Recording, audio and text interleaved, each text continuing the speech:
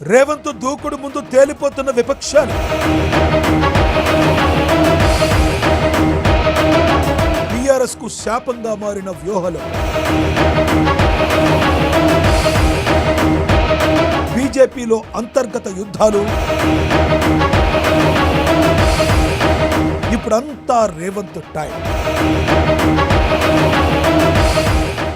రేవంత్ దూకుడు ముందు ప్రత్యర్థులు తడబడుతున్నారు. ప్రత్యర్థి పార్టీలో 3 రకాల సమస్యలను ఈ పర్యటన బయటపెట్టింది. ఓ పక్క బీఆర్ఎస్ గ్రౌండ్లో ఇబ్బందులు పడుతున్నా మేకపోతు గాంభీర్యం ప్రదర్శిస్తుండగా బీజేపీ పూర్తిగా చతికిలపడి నాదే పై చెయ్యి అంటుంది.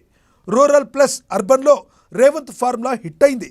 తెలంగాణ రాజకీయాల్లో చాలా కాలంగా ఒక సమస్య ఉంది.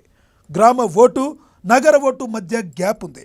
ముఖ్యమంత్రి రేవంత్ ఈ గ్యాప్ను తగ్గించే ప్రయత్నం చేస్తున్నారు.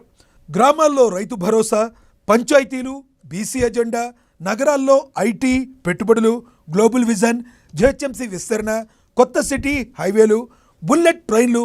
ఇది రాజకీయ ప్రయోగం కాదు, దీర్ఘకాలిక రాజకీయ పెట్టుబడి. జూబ్లీహిల్స్ ఉప ఎన్నికలను ప్రతిపక్షాలు రేవంత్ రెఫరెండం అని ప్రకటించాయి. ఫలితం ఏమైంది? రెఫరెండమే అయింది, కానీ రేవంత్కు అనుకూలంగా. బంపర్ మెజారిటీతో గెలుపు ప్రతిపక్షాలకు షాక్ థెరపీ లాంటిది. ఆ విజయం తర్వాతే పంచాయతీ ఎన్నికల్లో కాంగ్రెస్ క్యాడర్లో కొత్త ఆత్మవిశ్వాసం కనిపించింది. పంచాయతీ ఫలితాలు కేవలం సంఖ్యలు కాదు. పంచాయతీ ఫలితాలు కేవలం గెలుపు ఓటమి గణాంకాలు కాదు. పంచాయతీ ఎన్నికలతో గ్రామ స్థాయిలో కాంగ్రెస్ తిరిగి నిలబడింది.